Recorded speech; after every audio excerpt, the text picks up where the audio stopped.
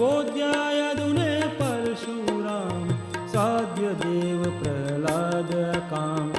એવી તારી કૃપા ગાદ કેમ સુણે ના મારો સાદ.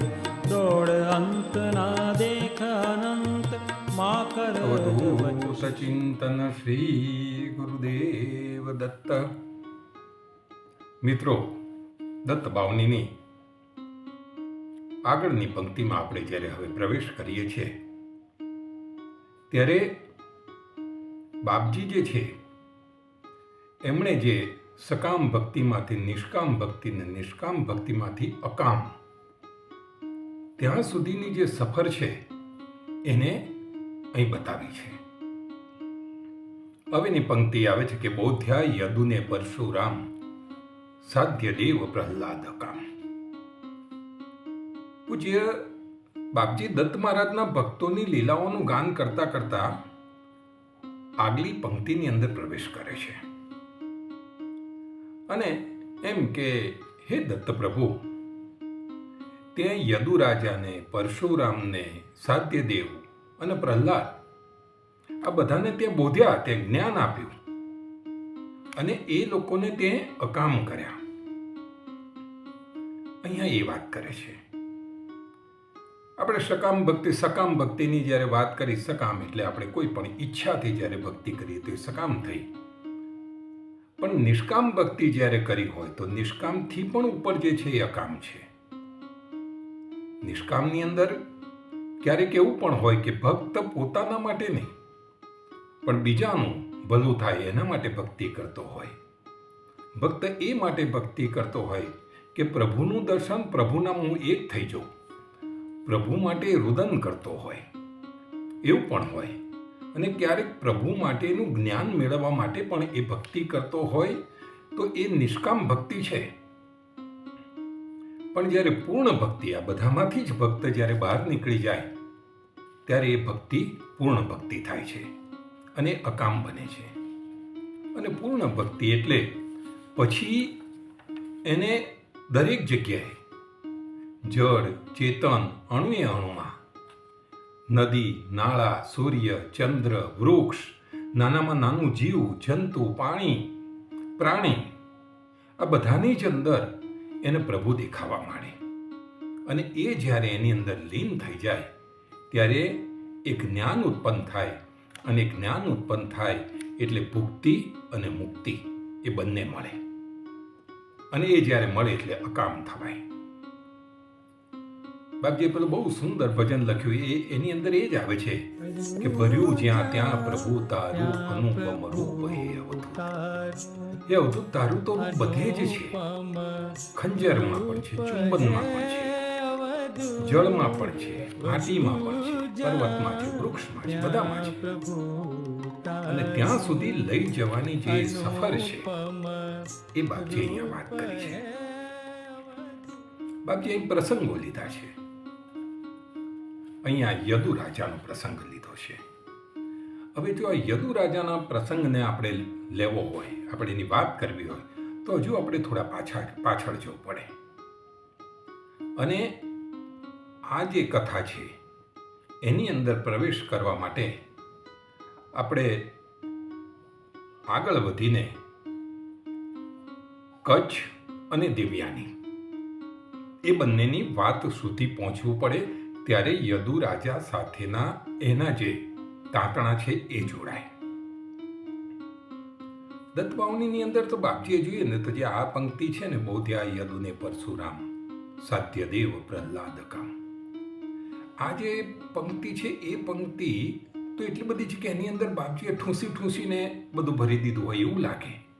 એટલા બધા પ્રકરણ આવી જાય અને છતાં એની અંદર આપણને એટલું બધું માર્ગદર્શન મળે, એટલું બધું જ્ઞાન મળે કે આપણે વિચારીએ કે બાપજી આ શું કહેવા માંગે છે. આ બધા જે પ્રસંગો છે એ પ્રસંગોની અંદર જો આપણે વ્યવસ્થિત સાંભળીને, જો ડૂબકી મારીને જો એની પાછળ આપણે ખૂબ જ ચિંતન કરીએ, વિચાર કરીએ તો આપણે થાય કે પરોક્ષ રીતે પણ આપણને કેટલું બધું જ્ઞાન મળે છે. તો ચંદ્રવંશી રાજા થઈ ગયો યદુ, આપણે એની વાત કરીએ. આ કથાની શરૂઆત થાય છે બૃહસ્પતિના પુત્ર કચ્છ અને શુક્રની પુત્રી દેવયાનીથી. જ્યારે દેવો અને દાનવો દૈત્યો વચ્ચે જ્યારે યુદ્ધ થતું અને દેવો દૈત્યોને જ્યારે મારી નાખે ત્યારે દૈત્યો વળી પાછા જીવંત થઈ જતા. એનું કારણ એ હતું કે દૈત્યોના જે ગુરુ છે એ શુક્રાચાર્ય, અને એમની પાસે મૃત સંજીવની વિદ્યા હતી. એટલે દેવો તો હતાશ થઈ ગયા કે ભાઈ આ દૈત્યોને આપણે મારી નાખીએ છીએ તો પણ પાછા એ પેદા થઈ જાય છે ને આપણી સાથે સતત યુદ્ધ કર્યા કરે છે. આપણા જીવનમાં પણ ધારો કે આપણે વ્યસન હોય કે ખોટા કામ કરવાની ટેવ હોય, એ દૈત્યો જ છે. એ દૈત્યો ક્યારે મૃત્યુ પામે? દત્ત પ્રભુ જેવો ગુરુ કે અવધૂત જેવો ગુરુ મળે ને તો એ મૃત્યુ પામે. એમ એ જેમ થોડો વખત નાશ પામે, થોડી વારમાં પેદા થાય, ઊભા થઈ જાય, એવું આ એનું પ્રતિબિંબ છે. તો આ દૈત્યો વારંવાર જીવંત થઈ જાય એટલે દેવો ગુરુ બૃહસ્પતિ પાસે ગયા અને એમણે કહ્યું કે આપ તો મારા ગુરુ છો, અમે તો થાકી ગયા, આ લોકો જોડે યુદ્ધ કરીએ છીએ પણ આ દૈત્યોનો નાશ જ નથી થતો, તો હવે શું કરીએ? એટલે બૃહસ્પતિ એમ કહે છે કે એમના ગુરુ શુક્રાચાર્ય પાસે આ મૃત સંજીવની એ વિદ્યા છે ને એ વિદ્યાના કારણે એ દૈત્યો વળી પાછા બેઠા થઈ જાય છે. તો કે હવે શું કરાય? તો કે એક કામ કરીએ, આપણે કોઈને શુક્રાચાર્ય પાસે મોકલીએ અને શુક્રાચાર્યની પાસેથી આ મૃત સંજીવની જે વિદ્યા છે એ કોઈ શીખી લાવે તો એ આપણને પણ કામ આવશે. તો કોણ જશે?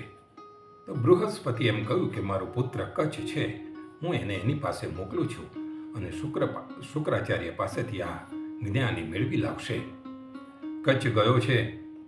કચ્છને બૃહસ્પતિએ કહ્યું એટલે તૈયાર થઈ ગયો છે આ વિદ્યા શીખવા માટે, અને પોતે સમધી, ફળ, ફૂલ એ બધું લઈ અને શુક્રાચાર્ય પાસે ગયો છે.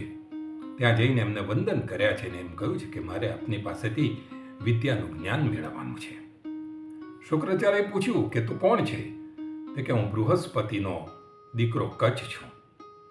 શુક્રાચાર્યને એમ થયું કે અમારી સામેના અમારા જે દુશ્મનો છે, દૈત્યોના દુશ્મનો દેવ છે ને એના ગુરુ બૃહસ્પતિ અને એનો દીકરો, એનું કેવી રીતે જ્ઞાન આપી શકું? આ તો અમારા વિરોધીઓનું સંતાન છે. પણ તરત જ એને એમ થયું કે જ્યારે કોઈ બ્રાહ્મણ મારી પાસે જ્ઞાન લેવા આવ્યો હોય અને હું બ્રાહ્મણ છું તો હું એને નકારી ન શકું, જ્ઞાનની ભિક્ષા તો મારે આપવી જ પડે. હજુ તો એ વિમાસણમાં હતો, એમાં જ એટલામાં જ શુક્રાચાર્યની પુત્રી દેવયાની ત્યાં આવી. એણે ગુરુને જોયો છે, એકદમ યુવાન છે, એના ચહેરા ઉપરનું તેજ જોઈ અને મોહિત થઈ ગઈ છે. એણે પિતાજીને ભલામણ કર્યું કે પિતાજી, આ યુવાન ખૂબ સારો લાગે છે, ખૂબ પવિત્ર લાગે છે, ખૂબ સંસ્કારી લાગે છે, એટલે પિતાજી આપ એને રાખી લો અને એને આપ જ્ઞાન આપો, એને વિદ્યા આપો. અને ત્યારે શુક્રાચાર્યએ એને કહ્યું છે કે તું આશ્રમમાં રહેજે અને અહીંયા કામકાજ કરજે અને મારી પાસેથી વિદ્યા પ્રાપ્ત કરજે. એમ કરતાં કરતાં આ કામ જ્યારે ચાલ્યા કર્યું છે, ગુરુનો દીકરો કચ્છ એ કચ્છ પૂરતી સેવા કરે છે. શુક્રાચાર્ય એની સેવાથી ખૂબ જ પ્રભાવિત થાય છે, એમને ખૂબ જ સંતોષ થાય છે અને એ વખતે એ રોજ કંઈ ને કંઈ કામ કરવા માટે ત્યાં જંગલમાં જાય છે, આશ્રમમાં જાય છે.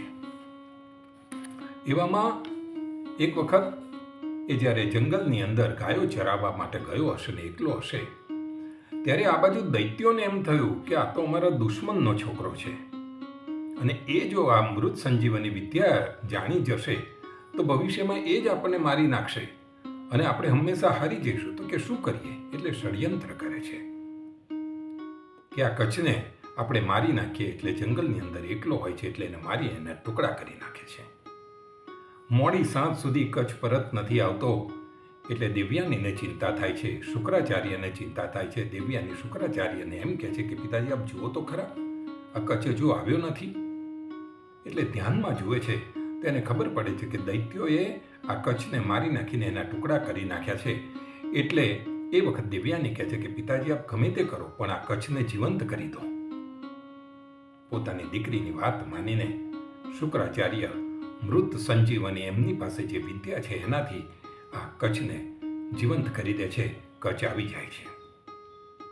દૈત્યો આ જોઈને વધારે ગુસ્સે થાય છે. ફરી એક વખત એ કોશિશ કરે છે કે ફરી એ જ્યારે જંગલમાં ગયો હોય છે ત્યારે આ દૈત્યો આ કચ્છને મારી નાખી અને એના ટુકડા કરીને ચારે દિશામાં ફેંકી દે છે.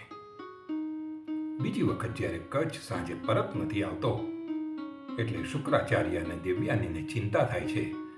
ફરી પાછું ધ્યાન ધરીને શુક્રાચાર્ય જ્યારે જુએ છે ત્યારે એને ખબર પડે છે કે આ કચ્છને તો એના શરીરના અંગે અંગને વેર વિખેર કરીને આ લોકોએ ફેંકી દીધા છે. ફરીથી એ પોતાની શક્તિથી એને જીવંત કરે છે. ફરી પાછો એ તો આવીને પોતાના કામે લાગી જાય છે. ત્રીજી વખત જ્યારે દૈત્ય એમ વિચારે છે કે આ તો બંને વખત જીવંત થઈ ગયો, હવે આપણે કંઈ એવું કરીએ કે ફરીથી જીવંત ના થાય. એટલે ત્રીજી વખત જ્યારે એકાંતની અંદર જંગલમાં મળે છે એટલે દૈત્યો બધા ભેગા થઈ એને કાપી નાખે છે, એના ટુકડા કરી નાખે છે, એને બાળી નાખે છે, એના શરીરને ટુકડાઓને બાળી નાખે છે. એની જે રાખ હોય છે એ રાખોડો જે હોય છે એ રાખોડો શુક્રાચાર્યને મદિરાની અંદર નાખીને આપી દે છે અને શુક્રાચાર્ય મદિરા પી જાય છે. શુક્રાચાર્યને ખબર જ નથી. હવે સાંજે પરત નથી આવતો એટલે દેવયાની એમ કહે છે કે પિતાજી આપ જુઓ ને વળી પાછો આજે કચ્છ નથી આવ્યો. એટલે ધ્યાન કરે છે ત્યારે શુક્રાચાર્ય એકદમ ચિંતામાં પડી જાય છે, વિચાર કરે છે. અરે, દેવયાની કહે છે શું થયું? તો કે આ કચ્છ તો મારા પેટની અંદર છે. આ લોકોએ એને મારી નાખીને બાળીને એનો રાખોડો કરીને મને મદિરાની અંદર પીવડાવી દીધો છે અને કચ્છ મારા પેટની અંદર છે. દેવયાની કહે છે પણ પિતાજી તમે એને જીવંત કરો. પણ કે દીકરી હું કેવી રીતે એને જીવંત કરું? એને હું જીવાડવા જઉં તો મારું મૃત્યુ થાય, એ જીવંત થશે તો હું મૃત્યુ પાડીશ. તને બેમાંથી કોણ વાલું છે? દેવયાની કહે છે તમે બંને વાલા છો, પણ કે કરાય કેવી રીતે? એને હું જીવંત કરીશ તો મારે મરવું જ પડશે, એને પેટમાંથી બહાર આવશે તો મારું મૃત્યુ થશે. દેવયાની કહે છે કે ના પિતાજી તમે એક કામ કરો ને, અમૃત સંજીવની મંત્ર છે તમે મને શીખવાડી દો. એટલે જ્યારે કચ્છ જીવંત થશે અને તમારું પેટ ચીરીને બહાર આવશે અને તમે મૃત્યુ પામશો તો એ મંત્રથી હું તમને જીવંત કરીશ. શુક્રાચાર્ય કહે છે કે આ વાત બરાબર નથી, કારણ કે નીતિ નિયમ પ્રમાણે એને ખરેખર તો તને મારાથી આ મંત્ર શીખવાડાય નહીં. પણ દીકરી જીદ કરે છે કે પિતાજી તમને મારી પડી નથી, તમને તમારા મંત્રનું જ મહત્વ અગત્યનું છે. શાસ્ત્રનો આ બાદ હોય છે છતાં પણ શુક્રાચાર્ય ત્યાં પોતાની દીકરીને મોહમાં, જો સંતાનોનો મોહ એવો હોય કે કંઈ ને કંઈ મુશ્કેલી ઊભી કરે એટલે પોતાના આ દીકરીના મોહમાં એમ તૈયાર થાય છે અને એટલા માટે એ દેવયાનીને આ મૃત સંજીવની વિદ્યા અને એનો મંત્ર શીખવાડે છે. પછી એ મંત્રનો ઉપયોગ પોતે કરે છે શુક્રાચાર્ય. એટલે આ કચ્છ એમના પેટની અંદર જીવંત થઈ જાય છે. જીવંત થાય છે એટલે શુક્રાચાર્યનું પેટ કાપી અને કચ્છ બહાર આવે છે. પછી શું? તો કે પછી હવે શુક્રાચાર્યને જીવંત કરવા માટે દેવયાની એ મંત્રનો ઉપયોગ કરે છે એટલે શુક્રાચાર્ય જીવંત થઈ જાય છે. આમ 3 વખત આ મૃત સંજીવની મંત્ર સાંભળવાથી કચ્છને યાદ રહી જાય છે અને આ વિદ્યા એને પ્રાપ્ત થઈ જાય છે. બધા આનંદમાં આવી ગયા છે, કચ્છ જીવંત થઈ ગયો છે. એટલે હવે શુક્રાચાર્ય એમ કહે છે કે કચ્છ આ લોકો તને મારી નાખશે, એના કરતાં તું એક કામ કર, તું હવે અહીંથી નીકળ અને તારા ઘરે જા. અને એ વખતે શુક્રાચાર્યને ગુસ્સો પણ આવે છે.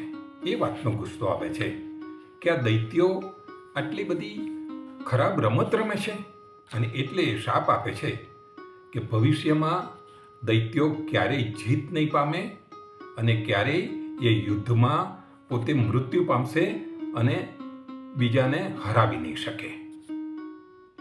એમ કરી અને શાપ આપે છે. અને પાછું બીજું એક વાક્ય ઉમેરે છે કે જે કોઈ દ્વિજ, જે કોઈ બ્રાહ્મણ માંસ અને મદિરાનું જો આ પાન કરશે, એને ખાશે પીશે, તે બ્રાહ્મણ અકાળે મૃત્યુ પામશે. એવી બે વાત કરે છે. કચ્છ હવે પોતાના ઘરે જવા માટે જ્યારે તૈયાર થયો છે ત્યારે દેવયાની એમ કહે છે કે કચ્છ, હું તને પ્રેમ કરું છું, તું મારી સાથે લગ્ન કરીને મને સાથે લઈ જા. કચ્છ તો આભો બની જાય છે, તને જીવંત કર્યો. જુઓ સાહેબ, કોઈ પણ વ્યક્તિ તમારી ઉપર ઉપકાર કરે એટલે એનો બદલો માગે છે. મેં 3 વખત તને જીવંત કર્યો, તને મૃત સંજીવની જે વિદ્યા છે એ પણ તને શીખવા માંડી, અને તું આજે મારી સાથે એમ કરે છે, આવી રીતે કરે છે.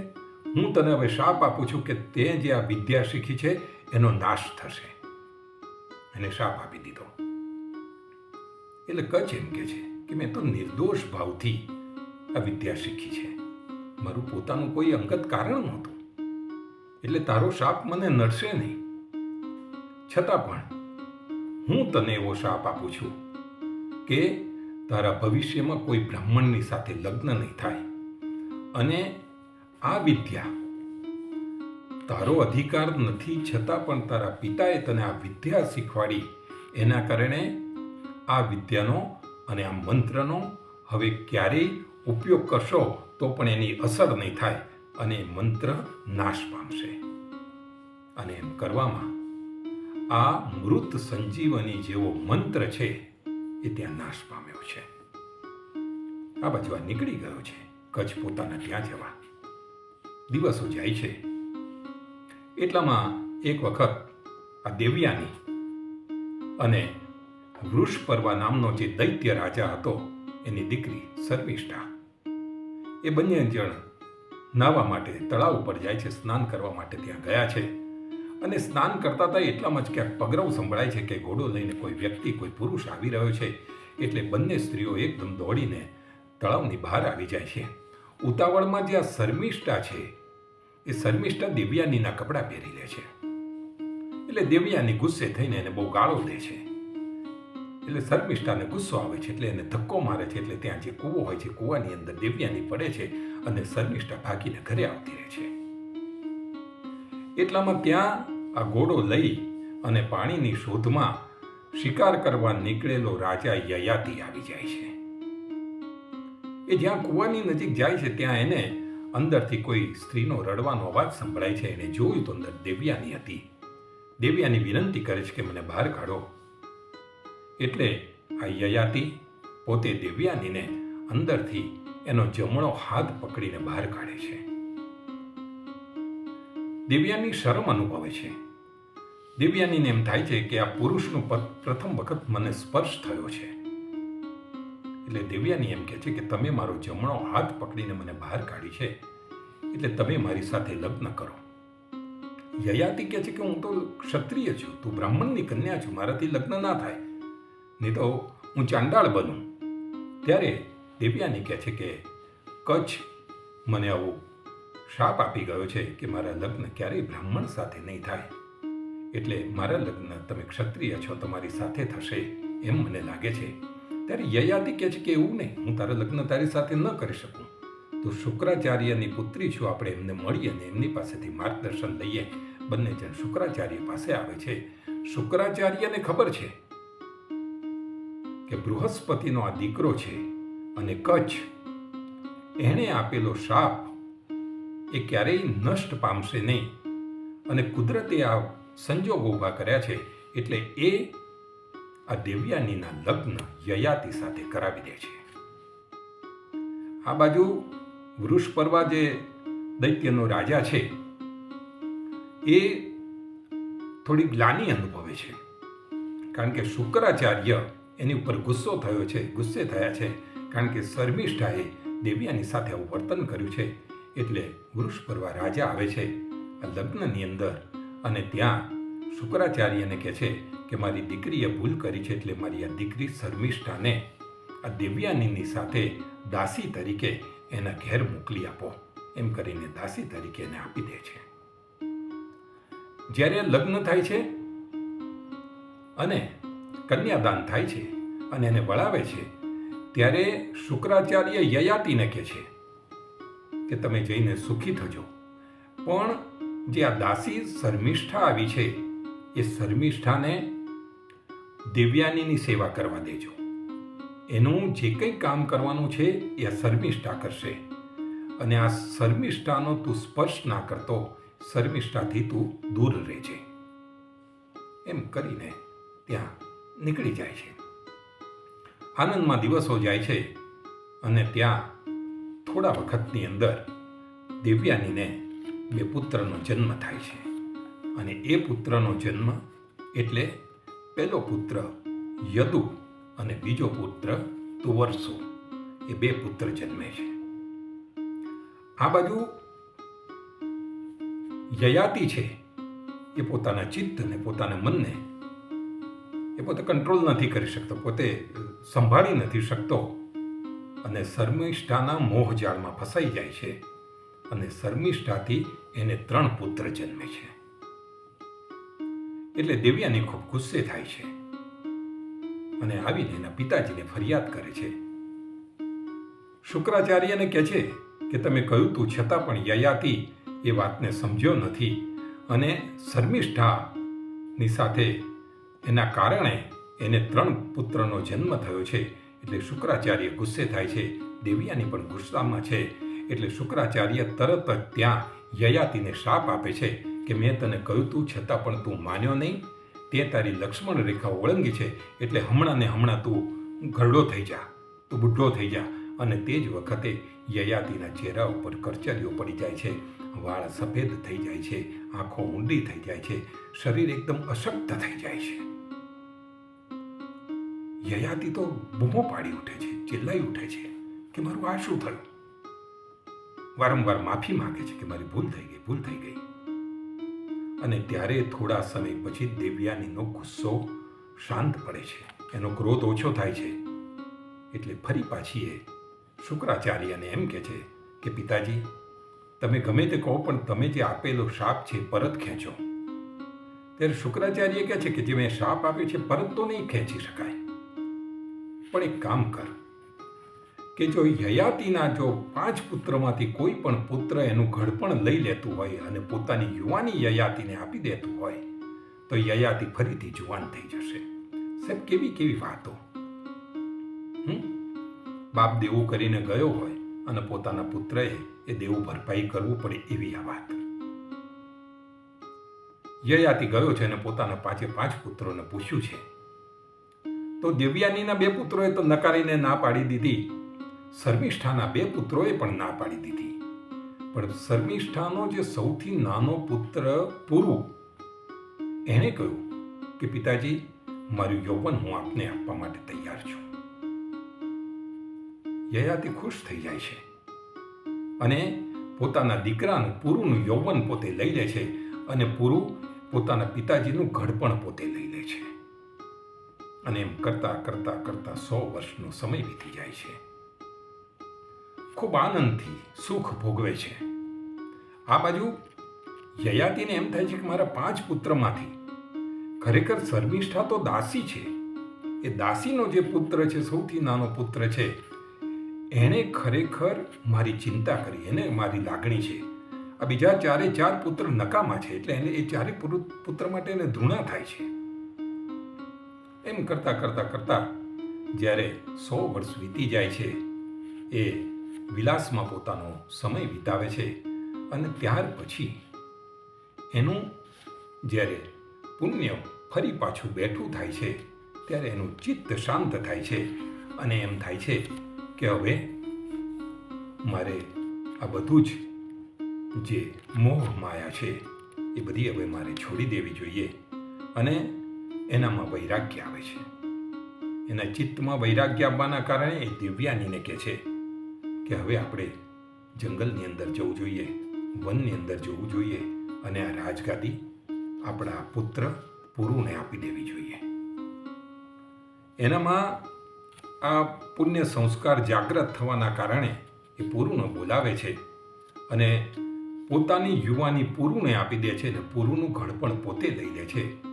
પુરુ હવે યુવાન થઈ ગયો છે, એને રાજગાદી સોંપી દે છે, અને બીજા જે 4 પુત્રો છે એને સામાન્ય થોડા ગામોનો ગ્રાસ આપી દે છે.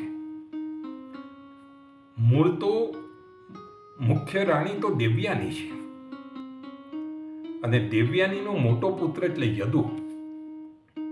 એટલે એ વખતની સમાજ વ્યવસ્થા પ્રમાણે રાજગાદી તો યદુને મળવી જોઈએ, પણ યદુને નથી મળતી અને રાજગાદી મળે છે પુરુને. આ બાજુ ચારેય ભાઈઓ દુઃખી થાય છે, અસંતોષ થાય છે. ત્યારે યદુને તો ખૂબ અસંતોષ થઈ જાય છે. યદુને પોતાનું અપમાન થયું હોય છે એવું લાગે છે. એ વિચારોમાં ચડી જાય છે. એને હવે જીવન પ્રત્યે તિરસ્કાર થવા લાગ્યો છે કે અરે, મારું આવું જીવન, ખરેખર મને રાજગાદી મળવી જોઈએ, મળ્યું નહીં, અને સામાન્ય આ દાસી પુત્રને મળી ગયું. ને આ બધા વિચારોની અંદર મગ્ન થઈ જાય છે. પોતાના જીવન માટેનો તિરસ્કાર થવા લાગ્યો એટલે મનોમંથન કરે છે. અને પછી એમ થાય છે કે ખરેખર આ ભૌતિક સુખ એ સાચું સુખ નથી. મારે સાચા સુખની શોધમાં આવે જવું પડે અને આ બધો જ ગરાસ છોડીને હું નીકળી જાઉં એમ કરી અને ગરાસ છોડી દે છે. કોઈ એને ભૌતિક સુખ નથી, કોઈ વસ્તુ મેળવવાની હવે ઈચ્છા નથી. હવે એની ઈચ્છા છે જ્ઞાન મેળવવાની અને એક માત્ર પ્રભુની પ્રાપ્તિ કરો, એ સાચું સુખ છે એમ કરી અને નીકળીને વનની અંદર, જંગલની અંદર નીકળી જાય છે. આ યદુ એ તો ભગવાન દત્તાત્રેયનો ભક્ત છે. એટલે બધી જ કામનાઓથી મુક્ત થઈને દત્તનું નામ દેતો દેતો ઢાળ, તડકો, વરસાદ, મુશ્કેલીઓ આ બધું વેઠતો જંગલમાં જાય છે અને અનન્ય ભક્તિ કરવા માંડે છે. અને એની આ અનન્ય ભક્તિ જોઈને ભગવાન દત્તાત્રેય એ પ્રસન્ન થાય છે અને ત્યાં જંગલની અંદર કાવેરી નદીના તટ ઉપર એકદમ દિગંબર અવસ્થામાં અવધૂતના વેશની અંદર ભગવાન દત્તાત્રેય ત્યાં પ્રગટ થાય છે અને યદુને મળે છે. યદુ એને સાષ્ટાંગ દંડવત પ્રણામ કરે છે અને અહીં યદુને 24 ગુરુઓનું જ્ઞાન આપે છે. તો આ વાત યદુની થઈ. અને હવે આપણે આજે આટલી વાત કરીને ફરી મળીશું ત્યારે યદુ અને અવધૂત વચ્ચેનો જે સંવાદ છે એ સંવાદમાં 24 ગુરુઓની વાત કરીશું. આજે આટલી વાત, વળી પાછા ફરી મળીશું. આપ સર્વેને મારા ગુરુદેવ દત્ત, ગુરુદેવ દત્ત, ગુરુદેવ દત્ત. નર્મદે હર.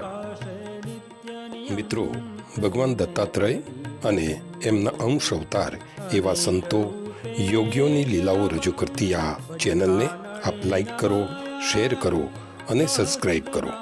વધુમાં વધુ ભક્તો સુધી આપણી આ વાત પહોંચે એ માટે આપ બધાને જાગૃત કરો. બધાને મારા ગુરુદેવ દત્ત. વેદ શ્વાસ તારા નિર્ધાર થાકે વર્ણવતા જ્યાં શેષ કોણ રાખું બહુકૃત વેશ અનુભવ તૃપ્તિનો ઉદ્ગાર સુણી હશે તે ખાશે માર તપસી તત્વમસી દેવ બોલો જય જય શ્રી